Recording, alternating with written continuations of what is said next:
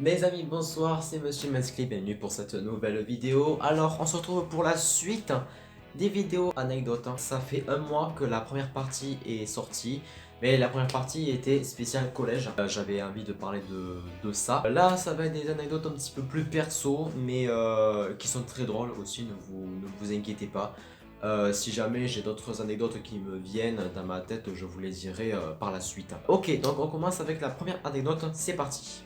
J'ai pas d'introduction, hein, on commence comme ça. La première anecdote concerne moi et ma sœur. Je vous ai dit que j'avais une sœur dans cette vidéo-là. C'est vrai que on a eu pas mal de délires. En fait, le truc c'est que par exemple, quand on était petit, on avait beaucoup de délires en fait. Et je me rappelle, on était dans le salon et en fait, nous on a deux canapés. On a un canapé avec deux places et un canapé avec une place. Moi j'étais dans le canapé à une place.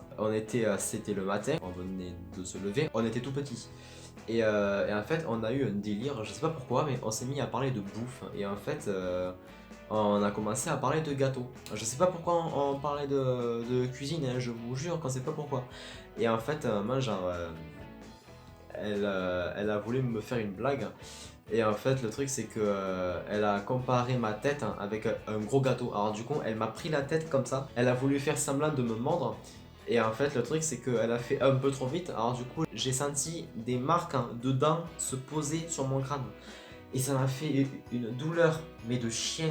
Et vraiment, j'ai crié. Donc, l'anecdote 1, en gros, c'est ma soeur qui a mordu ma tête comme un gâteau. Voilà, c'est pas ouf, mais ça fait un bon souvenir. Voilà. Alors je sais pas du tout combien cette vidéo va durer, je vous le jure que je sais pas du tout. J'ai trois anecdotes pour cette vidéo, donc c'est pas terrible, mais bon, je ferai mieux la prochaine fois peut-être, hein, je sais pas.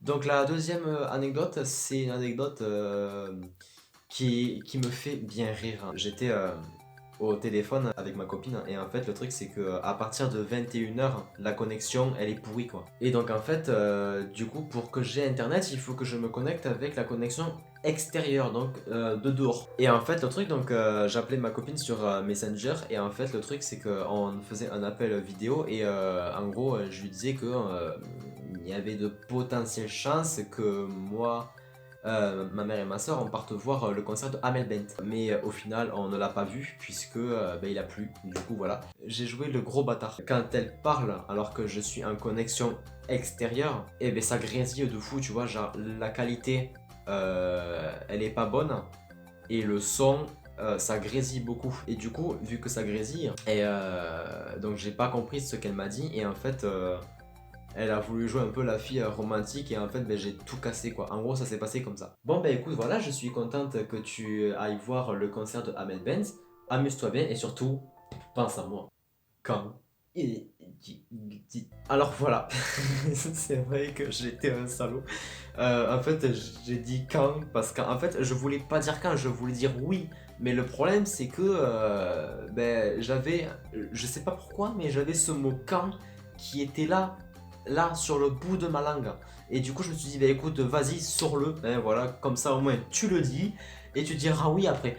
Mais heureusement qu'elle a compris que je l'ai pas fait exprès. Quand on en parle on est mort de rire, mais c'est vrai que sur le coup j'étais vraiment gêné. Donc voilà, alors que je voulais dire oui et j'ai dit quand, voilà, c'était pas logique de ma part, bon voilà. Excuse-moi de t'avoir dit quand, voilà, si j'ai pas fait exprès. La troisième et dernière vidéo concerne le lycée de cette année, non, l'année dernière du coup. Maintenant que je n'y suis plus, je peux le dire, j'étais au lycée Sabatier. Et en fait, le truc, c'est que.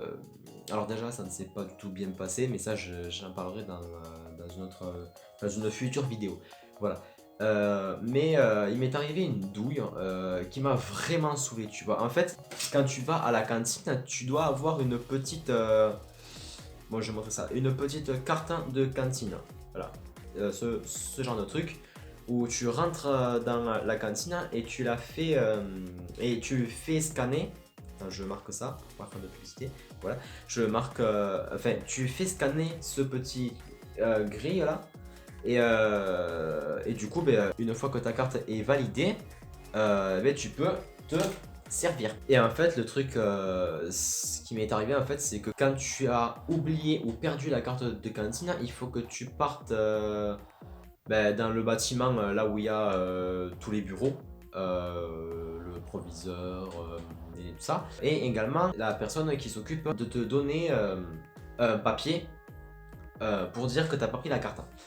Et en fait, le truc, c'est que donc moi j'y suis allé parce qu'en fait j'ai cru avoir perdu la carte. Pour ceux qui ne connaissent pas le lycée de Sabatier, en gros, la cour elle est immense. Ça veut dire que tu as un bâtiment là, un là-bas, un là-bas, un là-bas. En fait, chaque bâtiment sont à l'extrémité de chaque coin de la cour en fait. Et du coup, c'est hyper galère de se retrouver là-dedans.